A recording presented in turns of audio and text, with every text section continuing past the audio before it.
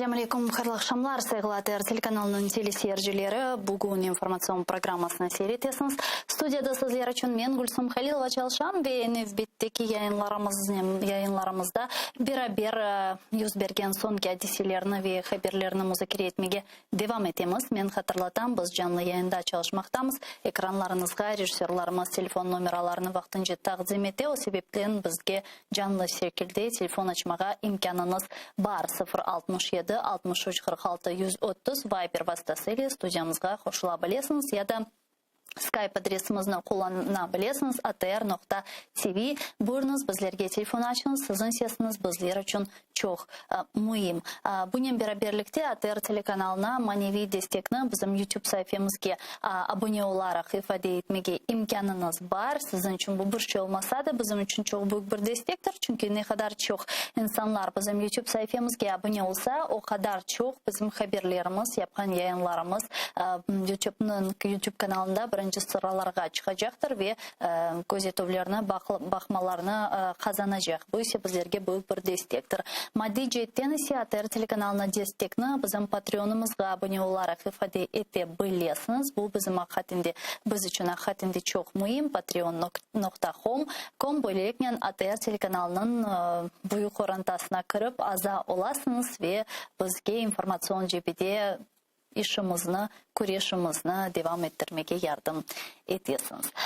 Ve men şimdi yayınımızga muharrirlerinin kaydetkenime ko'ri advokat Islambiy Velilayevni taqdim etmege hazırım. Çünkü malum olgani ki bu işgal etilgen Kırımda şimdi mahkeme davalara devam ete. Selamun aleyküm. İslam ağa, merhabanız. Selamun aleyküm. İslam ağa, tarif etiniz lütfen bizge bu günleri işgal etilgen Kırımda malum olgani ki bu 4 sentyabr günleri FSB binası dereceliginde toplaşkan semendeşlerimizin bu memori davalar boyunca mahkemeleri bakıla. Bugün bir davalar bakıldı mı böyle bir neticeler var mı? Sonki haberler nedeni var edi? Men sizni yaxshi eshitmadim. Если можно, добавить чуть-чуть. Алло. Eshitmadim yaxshi. Yaşında eshitasiz? Если можно, чуть-чуть громче. Вообще плохо. Связь плохая. Алло. Давайте, да. Еще раз повторите, пожалуйста. Алло, eshitasiz? Да, endi да.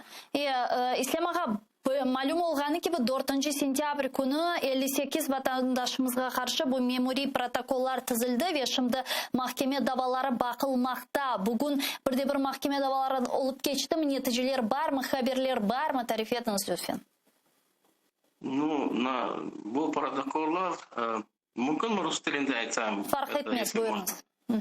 Да, по данным протоколам работают у нас в основной массе занимаются юристы, скажем, помогает и юридическое обеспечение по тем людям, в отношении которых были составлены протоколы.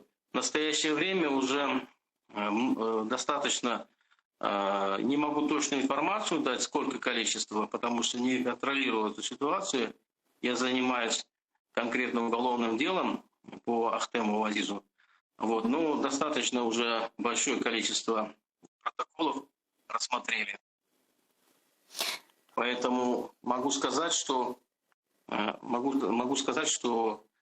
точной информации мне неизвестно, сколько рассмотрели. Очень много. Mana siz laf etmege istegenim sizin davanız elbette ki yani bakkanız ve imayinizde bulungan Hasan ve Aziz Ahtemov kardeşlerim. Şimdi dava nasıl kete? Siz bu cinayi dava materyallarının tamamı ile endi tanışmaga imkanınız oldu mu? Да, нам дозволили встретиться с ним, мы с ним встретились с Азизом, общались. Значит, мне было возможность с ним встретиться конфиденциально, так можно сказать. Он мне рассказал всю, скажем, правду, как оно случилось, как его задержали, какое длительное время он находился, скажем, в неведении. Вот, ни защита, ни адвокаты, ни родственники, никто не знал фактически, где он находится. Вот в это время, когда мы не знали, что с ним происходит, над ним совершалось, скажем, преступление. Фактически мой подзащитный подвергался недозволенным методам, скажем, пыткам, и под этими, скажем, воздействием он дал признательные показания. Это он мне передал, скажем, рассказал мне об этом. Я сağlığı nasıl edi? Siz laf etkeniz vaxt özünü nasıl hissetiydi? Ну, как саула? Ну, скажем, удовлетворительная. Я бы сказал, что ему, конечно, поменьше досталось, чем его брату Асану. Вот. У Асана там намного серьезная ситуация, и досталось ему намного больше. Ну, морально я уже говорил и говорил журналистам и АТР о том, что вот морально он очень сильно подавлен. Он очень сильно подавлен, и морально-психологическое состояние, он весь в переживаниях. За семью, за будущее. Конечно, в этом отношении мы как защита, я его защищаю не один. Со мной вместе в паре работает София Шабанова, мы ведем Азиза Ахметова, поэтому Ахтемова. Поэтому, скажем, мы как можем его поддерживаем. Ну, говорим ему, что его весь джамат поддерживает, как можем взбадриваем его, потому что морально он очень подавлен, конечно. Я ona karşı yapılganlar hakkında o Aziz Bey özü şahsen ne düşünüyor? Yani onun evine gelgenleri, onu tutkanlarını, ona karşı böyle baskılar yapılganlarının ne için olganını anlay mı? Ne ayta bu meselede? Нет, он сам не может понять, в связи с чем это все произошло. Все, что там он наговорил в этих видео, вот сейчас я смотрю, указывает, пока идет в роликах, все это надумано, и фактически для него это неизвестно. То, что сейчас вот ему обвиняют. Обвинения очень серьезные. Обвинения и совершение диверсии. И сейчас ему вот буквально 17 сентября ужесточили обвинения. Ну как, ему, Асану и Нариман Джилялу также будет. Фактически они идут все вместе в одной связке. Меняют еще и 222.1. Вот. Изготовление, хранение, перевозка взрывчатых веществ. Вот. Поэтому обвинения очень серьезные. Ya, mına İslam Bey daha şunu soracak edim. Bu görgenimiz videolarını şimdi bizim rejissörlarımız gösterdi. Yani birinci kere onların birinci videosunu yayınlagan ediler. Sonra bundan son bizim yayınımızda Ayderbey Azamatov bile onlarga karşı işte işkenceler yapılganını açıkladı. Sonra bu endi dünya bunu bilgen sonra işte bu şimdiki göstergeniz videodan sonra dünya bunun baskılar şekilde içinde yapılganını anladı, gördü, bunu tarif ettiler ve sonra FSB növbetteki videonu yayınladı. Sizin fikriniz ne için, yani bunun ne manası var idi? Я хочу сказать, что ребят до того, как появились, скажем, адвокаты по соглашению, то бишь я, Айдер Азаматов, там София Шабанова, Николай Полозов и меня, Вамилева, ведь фактически ребят, вот наших ребят Асана и Азиза, этих видео, скажем, материалов было очень много, и они сами говорили об этом, их снимали. То есть то с одной, скажем, ситуацией, то говорили сначала, первым видели видео о том, что, ну, в частности, вот Асан говорил о том, что за совершенные вот эти действия они там получили вознаграждение, потом какие-то угрозы. Видео было очень много.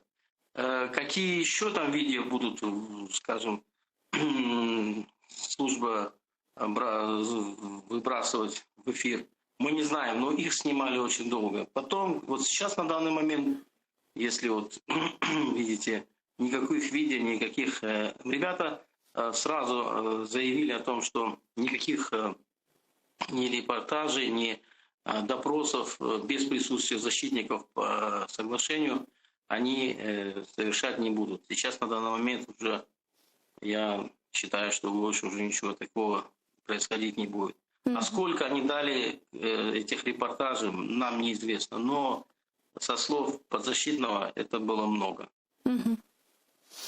Я Endi bundan sonra yani davanın çok ciddi şekilde alıp barılganını aytıp geçtiniz. Çok ciddi kabahatlaular olarga karşı seslendirilgenini aytıp geçtiniz. Yani advokatlar nasıl şekilde imayeni alıp baracağı endi belli mi? Yani strategiyani siz endi işlep çıkardınız mı? Nasıl şekilde korçalacağınıza?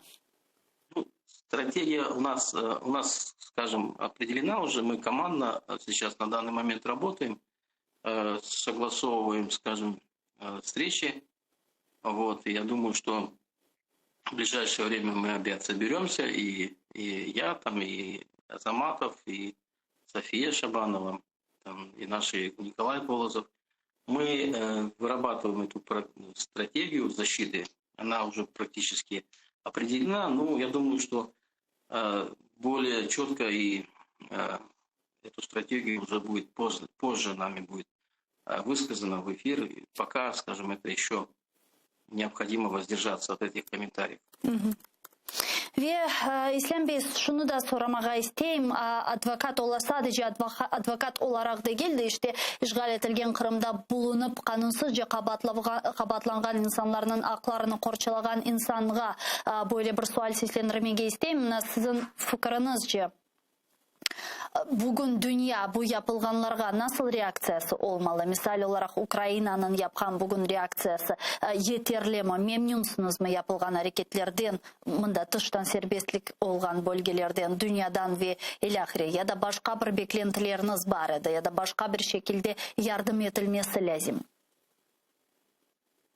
Ну, насчет реакции я ничего не могу вам сказать. Я могу констатировать только те факты, которые мне становятся известны. И то, что я могу озвучить, это то, что становится мне известно от своих доверителей. А насчет реакции, будь то со стороны Украины, либо мирового сообщества, это пускай принимают решения те структуры, органы, которые будут, скажем, проинформированы, скажем, от нас, от защиты, как от защитников, теми действиями, которые имеют место быть или которые уже были. Вот. А насчет дать эти комментарии, мне тяжело это комментировать. Это уже пускай, скажем, дают свою оценку те, скажем, структуры, которые имеют на это право. Моя задача все это осуществлять защиту, дать правовую защиту своему доверителю и помочь ему в этой ситуации, в которой он оказался. Çok sağ olunuz İslam Bey, bizle bağlanğanız için ve suallarımızga cevap bergeniz için büyük teşekkürler. İslam Bililayev bizle canlı bağda edi, advokat işgal etilgen Kırım'dan. Men ise şularını kayd etmege isteyim. Saygılı arkadaşlar, malum olğanı ki dünyada Amerika Birleşken Devletlerinde hususan Birleşken Milletlerinin Baş Asambleyasının 76. sesiyası başlanıla ve planlaştırılganına göre Ukrayna Prezidenti Vladimir Zelenskiy yarın anda çıkışta bulunmalı. Malum olğanı gibi yarından başlap demek bu tribunada çıkışlar ve debatlar başlanıla. Ukrayna Prezidenti endi Amerikaga bu meselelerini kotermek ve Kırım meselesine hususan da laf etmek için teşrif buyurdu, kelip çıktı. Ukrayna Prezidenti Vladimir Zelenskiy'nin aytkanına göre New York'ta öyle bir intervyu berdi. Aytkanına göre Birleşken Milletlerinin Baş Asambleyasında esas müzakere edilecek sualler sırasında bu Kırım meselesi olacak ve Donbas meselesi olacak ve Ukrayna bu sualini çözmek için, bu problemini çözmek için elinden gelgenini yapkanını kaydetti. Zelenskiy, gelin son dinleyik. І ми повинні не тільки говорити, а й вимагати відповідних дій. Ми шукаємо рішення по Донбасу і Криму на всіх майданчиках. Так, Організація ООН – це один з головних майданчиків. І ми не повинні пропускати таку можливість. Наприклад, у нас буде зустріч з президентом Турецької Республіки. І ми всі знаємо заяву Туреччини про невизнання анексії Криму з боку Російської Федерації та про невизнання виборів у Держдуму РФ через залучення до них жителів окупованих українських територій. Для нас дуже важливо, що ООН визнала Кримську платформу. Думаю, ми можемо говорити про підтримку України з боку наших партнерів в цей дуже непростий час. Bunun birlikte Ukrayna Dışişleri Naziri Dmitry Kuleba'nın kaydetkenine göre Zelenskiy Birleşken Milletler'de halkara topluluğunu Rusya tecavüzüne karşılık göstermesi için böyle bir birleştirmeye tırışacak. Eken ve hususan Birleşken Milletler'in baş katibi Antonio Guterres'nin böyle ağır bir subet, yani adi olmayan bir subet alıp baracağını kaydetti. Келін сон демейік. Це дуже принципово. По-перше, ми успішно запустили Кримську платформу. По-друге, Крим є питанням номер 1 для нашої держави та дипломатії. Буде непроста розмова з генеральним секретарем ООН на цю тему, адже ми хочемо бачити більшу залученість ООН до питань Криму. Президент їде до Нью-Йорка з чіткою метою – консолідувати ще більшу підтримку світу для України. Це стосується питань протидії російської агресії, залучення інвестицій до України, боротьби з пандемією COVID-19. Milli Meclis Azası Riza Şevkiyev bizle şimdi canlı bağda. Rizaga selamun aleyküm, merhabanız. Aleykümselam. Rizaga Birleşken Milletler'in Baş Asambleyasının 76. sesiyası başlana. Ukrayna Prezidenti Vladimir Zelenskiy de New York'a kelip çıktı ve yarın çıkışta bulunacağı planlaştırıla. Sizin şahsen bu sesiyadan, 76. sesiyadan bir beklentileriniz var mı? 7 yıldır sonki vakitları Kırım meselesi müzakere edilecek mi, kotarılacak mı? Birleşken Milletler nasıl şekilde buna tepki verecek degen suallerini beremiz. İşte bu yıl növbetteki böyle bir koruşup olup geçti ve gene de aynı sual, beklentiler neden ibaret? Evet, umut dünyası umuttan çıkmayız. Her zaman umut ederiz. Ama nasıl olacağını o günlerde, bu günlerde bilirik. Evet, çok sualler toplandı. Çok problemler bizim halkımızın başına çıktı. Evet, anda prezident çıkışlarına bağlı olacaktır. Ben belirtsem prezident Kırım platforma aytılan laflardan da götürecektir. İsterdim ki o çıkışlarda bazı bir teklifler etilge. Göremiyoruz ki bugün OON böyle bir dünyanın en büyük institutu reformasız yani adımlar yapmaya galiba çaresi yok ve böyle dünyada kriz o zamanlarda olarda çözüm olmuyor. Yazık ki. Mesela Ukrayna, Kırım'ı takip alanda yapılmadılar. 7 yıl, 8 yıl olacak. Daha bir konkret bir şey yapılmadılar. Hep umut ettiler kırmızı çizik geçeceğin. Ama bütün kırmızı çizikler indi geçildi belli böylese. Herkes ne mutlu ya. Mesela Donbass'ın salyaların geçirdiği bütün 650.000 pasportlar anda verip onların salyacılar yapıp Rusya'da çıkartıp salyalara iştirak ettirip o bir boyun bir cezalı bir iştir. Onun için bugün çok analitikler aytalar indi. Minsk'i bu proses indi o bakılmayacaktır. Çünkü o yüzden çıktı o prosesin bir Rusya indi gösterdi andalı halkını Ukrayna halkını saymayı hazırlık yapar o topraklarda o yüzden koşmaya. Onun için bilmem bizim prezident aytip olsaydı ve teklif etip olsaydı belki reformalar nasıl reformalar geçirmek gerek onda bakılıp bu işe bütün dünya hükümetleri koşulgaylar da bakılgay. Mesela agresör hükümete bir zaman veto pravası verilmemek. Agresör organsın o anda sesin duyacak. Birinci o böyle bir reforma olmaz mümkün.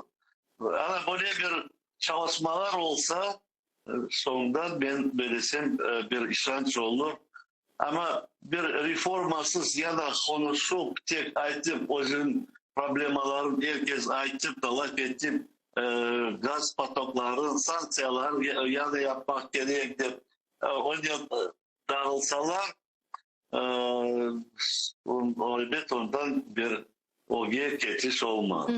Ama O da başka Kırım platformasında anda aytılmak gerek. Kırım platformu kararlarında aytılmak gerek. Amerika da bu kol tutgay, o anda kol tutulgay ve o platformanın beraber birlikte çalışmağı. Ama sizin fikrinizce Birleşken Milletler Kırım platformasında iştirak etmedi ve hatta geçenlere Ukrayna Dışişleri Naziri Dmitry Kuleba bu sebepten Birleşken Milletler'in biraz böyle ayttı, işte Birleşken Milletler'in iştirak etmegenini ve böyle açıklı bir şekilde hatta bu fikrini ifade ettim. Sizin fikrinizce Birleşken Milletler'in Kırım platformasında iştirak etmegeni ya da istemegeni Rusya menfaatlarını korçalağını anlamına gelir mi? Evet, yaşlı kritik yaptı bizim minister. Doğrusundan aytmak gerek, betlerini aytmak gerek. Çünkü aytılmasa aytılmagan gibi olur. Aytmak gerek, doğru ayttınız. Nasıldır bu olan böyle bir dünyada bir büyük bir problem, Kırım'ı işgal etkenleri, Kırım'ı aneksiya yapanların böyle platformaya koşulmaganları o pek büyük hatadır onların taraftan. Evet, ben omutetem prezident bu laflarını da çıkarır, kritika yapar, pek doğru yapar ve o anda da bir onun etrafından laf edip bir karara gelirler ve Kırım platformasına mutlaka koşulup çalışmaya gerekli olanı böyle karar alırlar.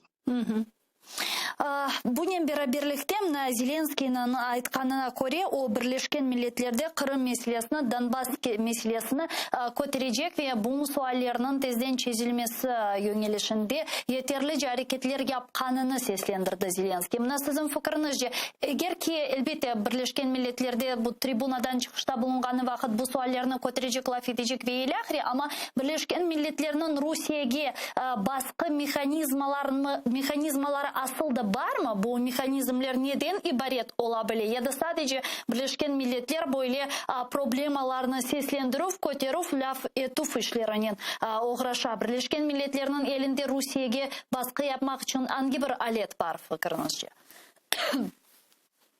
Çok yolları var ama bana mesela yana da SWIFT meselesi koterip başladılar. SWIFT'i kapatmak gerekli. Öyle bir sanksiya yapmak gerekli.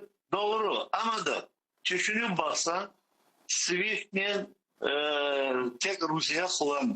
SWIFT'nin Rusya'nın malın alan hükümetler de kullanılır. Avrupa hükümetleri, Amerika hükümetleri. Onlar da kullanılır. Rusya'yı kapatıp SWIFT'i tek Rusya nesiz bank operasyonlarsız kalmayacak. Bütün Avrupa hükümetleri de onlar tek gaz, neft değil ondan başka çeşit demir, ruda değil, çeşit iskapaylı mineraller diler alırlar Rusya'dan. Onlardan nasıl satıp alacaklar Rusya'dan? Anlayışsınız mı? Bir taraftan SWIFT Rusya'nı ağırlık getirecek. İkinci taraftan bu pazarlık yapan hükümetler de kalacaklar SWIFT'siz. Onun için onu düşünün baksan bir ayda yapmak gerek. Bunlar diyecekler ya biz nasıl kullanacakmız SWIFT'e, nasıl malını çıkaracakmız ya da satacakmız Rusya'ya. Onun için SWIFT lafın etkende bütün Rusya'nın embargo yapmak gerek de toktatmak gerek alışverişli. O zaman SWIFT bu işlerde yardımcı olabilir. Ama ayrı bir laf etse embargo yapmayı bu iş o geçip olmaz. O bir tesirli bir iş. Evet. Ondan başka sanksiyalarda ne kadar sanksiyalar aldı, onları bir tekşirip bakmak gerekli. Kim nasıl onları becerir? Bir revizya yapmak gerek. Ben belirsin çoksa o alınan sanksiyalarını da becermiyor. Ya mına Rizağa bunun beraberlikte işte laf etmege istegenim ve soramak istegenim nevbeteki meseleler sırasında bu demek Rusya'nın devlet dumasına ötkürülgen seçimler oldu ve şimdi göremiz ki bütün dünya işgal etilgen Kırım'da ötkürülgen seçimlerinin neticelerini kabul etmey, tanımay ama bunun beraberlikte Rusya'da ötkürülgen seçimlerini tanıy. Bu nasıl böyle çifte standartlık dep aytmaga mümkün? Çünkü Kırım'dan Rusya Devlet Dumasına insanlarını işte seçtirdiler dep aytmaga mümkün ve anda yollaylar. Yani onlar kanunsuz, legitim değil. Öyle olsa umumen alganda Rusya'nın Devlet Dumasına seçimlerini kabul etmek doğru mu halkara topluluk veya Ukrayna tarafından? Sadece Kırım'da ötkürülgenini tanımamak değil de umumen alganda tanımamak. Evet, ben böyle Ukrayna birinci böyle bir karar çıkarıp bu sayılarını saymayı. Ama nasıl bakar Avrupa hükümetleri buna? Bazıları Avrupa bazı hükümetler yani bir koşulma yapacak onlar keskin bakarlar bu Rusya'ya. Onlar bir karar çıkarmaya tırışacaklar. O saymagayla Rusya'nın sayıları. Ama bu bütün Amerika, bütün dünyaya bakkanda buna bilesem bu o anda onlar konuşurdu de bir karar çıkarmak gerekli. Bu sayılarını saymagayla. Anda tek Kırım değil, o anda Donbas'tan 100 binlerden adamlar çıkarıp Rusya tarafına, Rostov'la anda sayılar geçirdi. O asla Ukrayna'nın iç işlerini gelişmek sayılar. Şimdi onu Kırım'a aytmayayım, onu asla izgallık etip aneksiye yaptılar. Onun için bunda da bir onda bu bir meseleye bakıp bir karar almak mümkündür, gerektir ben belirlesem. Belki de olur öyle kısmet olsa. Ya... O sayılarda saymamak. Yani Birleşken Avrupa Parlamentosu'nu böyle ciddi bir deklat kabul etken edi ama şimdi bir ses çıkmay bu deklattan sonra böyle bir hareketler yapılacağı hakkında şimdilik sadece Kırım'da ötkürülgen seçimlerinin tanımaganlarını aytalar. Ya mına Rizağa siz laf edersiniz bizim semeddeşlerimiz yeni işgal etilgen Kırım'dan ve ilahiri. Ne kadar mına Kırım Tatarlarga karşı baskılar yapıldı bu kere iştirak etmeleri için. Çünkü biz bilemiz ki işten kovacakları ile korkutalar ve ile ahrimine halkımızın laf etkenizde ne aytalar bu meselede? Rusların bizim halkımıza baskılar yapanları bizim halkımızı onun korkutmaya değil, onlar Rus dilde konuşanlarla korkutmak için yaptılar da onlar buna Kırım Tatarlar diversiyalar yaparlar, daha evlerinizde de patlatırlar.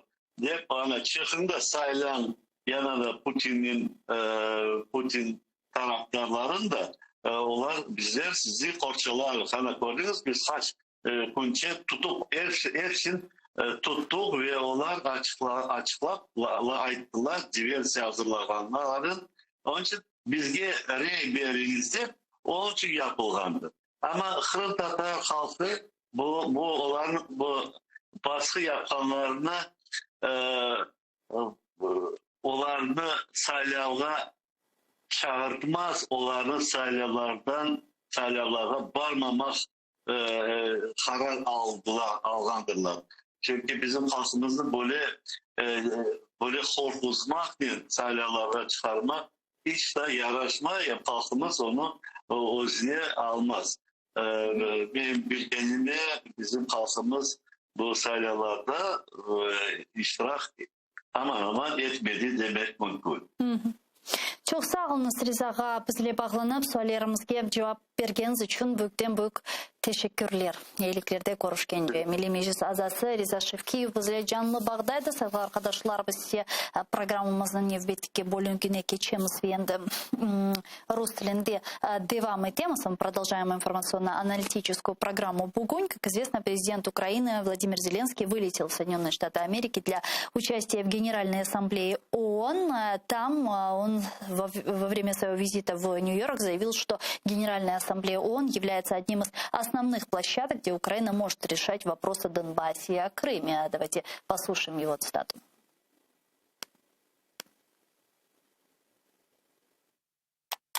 Ми очікуємо реакції від адміністрації Байдена. Ми очікуємо відповіді, наприклад, щодо оборонного сектора цієї програми трансформації. Ми очікуємо на офіційний приїзд делегації зі Сполучених Штатів Америки на чолі з міністром оборони. Очікуємо на цю зустріч.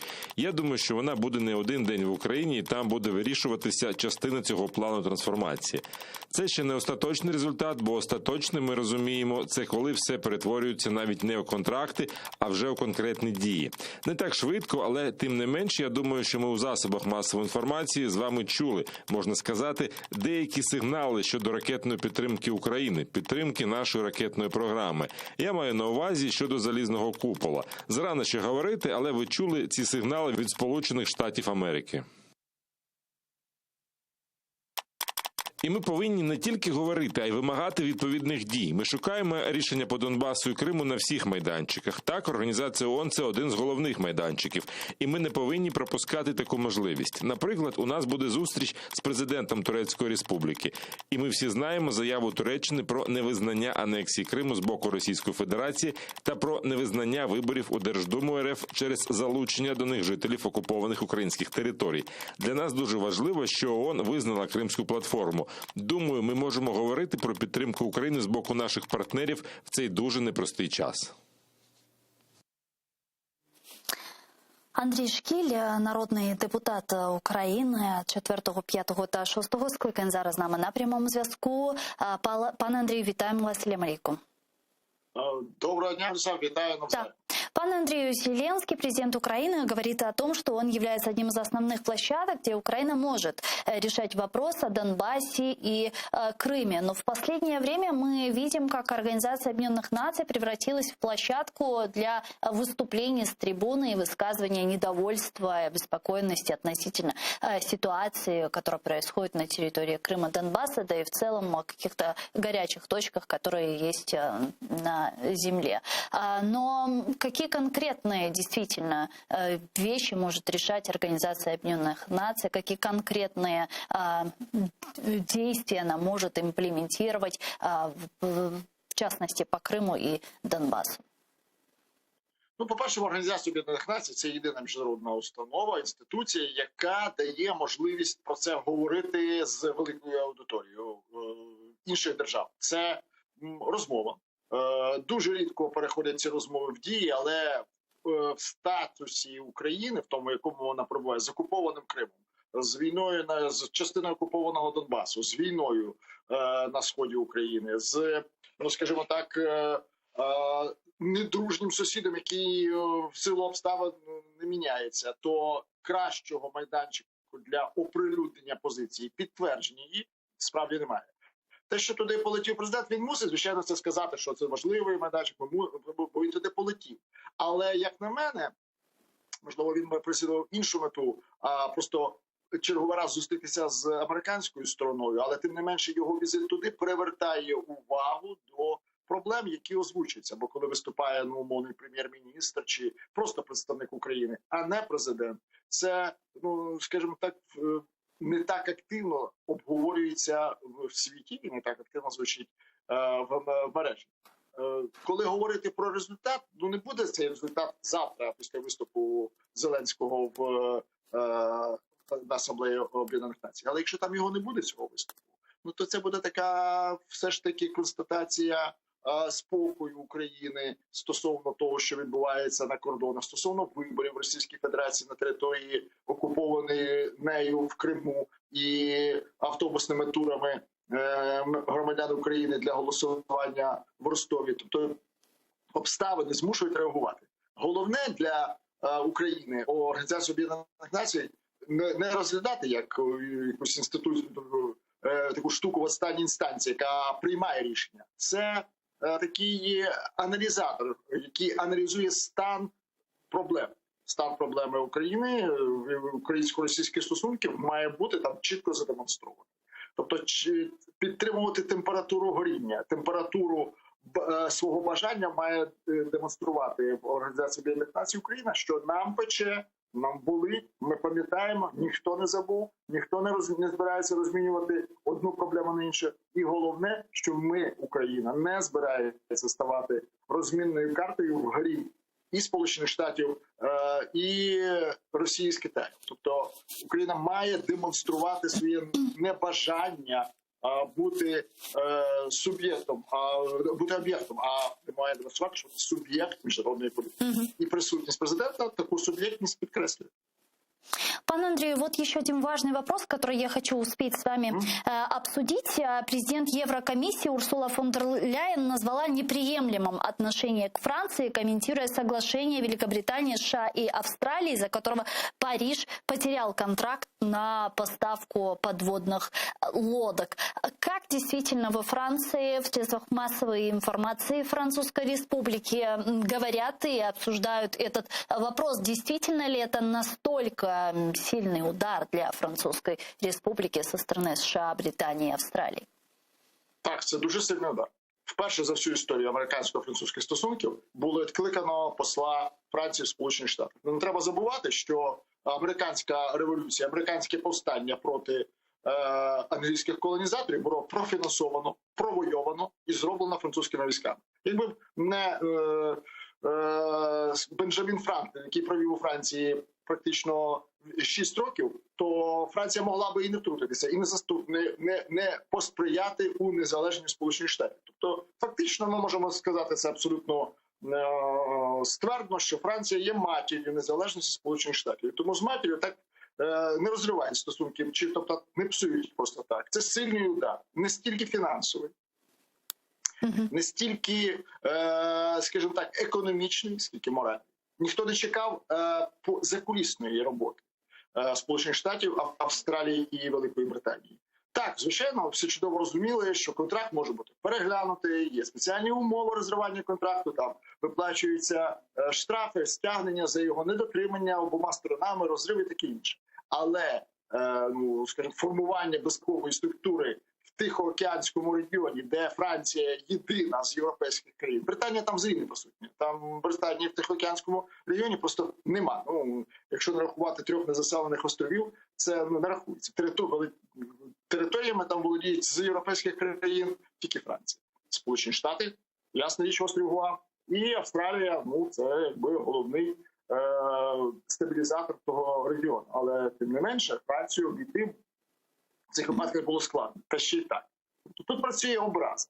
Образа за такий розрив. Бо финансовый, так, 56 миллиардов евро, це величезно. А как вы считаете, это только экономический вопрос? Почему это не обсуждалось, к примеру, за несколько недель, за месяц, за 2? Потому что, насколько нам известно и насколько сообщают средства массовой информации, Франция об этом соглашении узнала за несколько часов до официального его объявления. Так є. Офіційна Франція вустами міністра закордонних справ, колишнього міністра оборони Франції Мішеля Дріана сказали, що це удар в спину Австралії. Цю ніж тримали 2 руки – австралійська і американська. Тому що британці про свій вступ в цей AUKUS дізналися так само в той самий час приблизно, як і французи. Тому немає жодних рестрикцій з боку Франції до Великої Британії. Так, це сталося несподівано, і так жодних економічних, скажімо так, претензій не висуває Франція. Це болісний удар економічний, але тут говориться про престиж. Чиї найкращі підводні човни, можна сперечатися, але в світі виробляються тільки 2 пари. Тобто, висока якість. Це американці їх роблять і французи. Те ж саме торкається і морського флоту. Тобто Франція відчуває себе ще й ображеною в тому сенсі, що з нею не стільки не попередили, а відмовилися ділитися інформацією, вважаючи її безпеково ненадійною, а Австралію безпеково надійнішою за Францію. Тут головний нюанс, і тут головна проблема. І це ще все відбулося на тлі розмов, посилених розмов, які проводив Макрон з європейськими лідерами щодо створення окремішної, скажімо так, європейської безпекової структури. І якщо це спочатку виглядало теоретизація, або якби, може, бажання бути впливовішими на африканському континенті, Європі і в світі, то зараз це взагалі може, на превеликий жаль, скластися так, що Франція почне інтенсивніше формувати європейські безпекові сили, що, звісно, буде не на руку ні Україні, ні світові, ні мирові. А почему как это все отразится на Украине? Как вот эта ситуация на нас повлияет? И какие выводы мы должны для себя сделать? Ця ситуація демонструє Україні, що протистояння Сполучених Штатів і Китаю досягли найвищої точки. Тобто це дуже висока точка. Тому що сталося це все настільки раптово через те, що завершується процес модернізації японцями двох своїх вертольотоносців, вони перетворилися на авіаносці. Це тиск на Китай з одного боку, і з другого боку такий спосіб виведення американських військ з Афганістану дало інформацію Сполучених Штатам, що Китай готує висадку своїх сил, щось подібне, до речі, до кримського сценарію на Тайвань. І це змусило американців реагувати. Україні які висновки робити? Дуже прості. Не ставати розмінною картою в протистоянні двох держав. Україна має чітко і дуже голосно вибрати одну зі сторін. Звісно, добре, що Україна володіє контрактами на постачання в Китай зернових, які вона отримала через те, що Австралія відмовилася це робити. І тому, властиво, Сполучені Штати зараз будуть будувати атомні підводні човни на території самої Австралії, будувати ці виробництва. А Україна ці контракти взяла. Звичайно, гроші потрібні. Але тут треба вибирати, чи лишитися з грошима із Китаєм, чи в Європі, і, можливо, без таких контрактів, але з європейською перспективою, з демократією і без російської колонізації. Тому що треба розуміти, що не Китай прийде сюди, як кажуть, борги з України вибивати, а його молодший російський партнер. Тобто сфери впливу між Китаєм і Росією, звісно, поділені. Європа – це сфера впливів Росії з китайськими, скажімо так, коштами, а Азія – то вже китайські абсолютно без втручання Росії. І, до речі, вертаючись до сказано про те, що буде щодо позиції Туреччини, Туреччина дуже важливим буде тут партнером Україні у стосунках, у протистоянні цьому цивілізаційному протистоянні Китаю і Сполучених Штатів. Тобто треба брати приклад з Туреччини. Політично вмотивованим було входження Туреччини до НАТО, і так само політично треба вмотивовувати і Сполучені Штати, в першу чергу зараз Європу, приймати Україну в НАТО. І, до речі, візит президента Франції, який буде відбуватися в цьому році, треба використати для цього.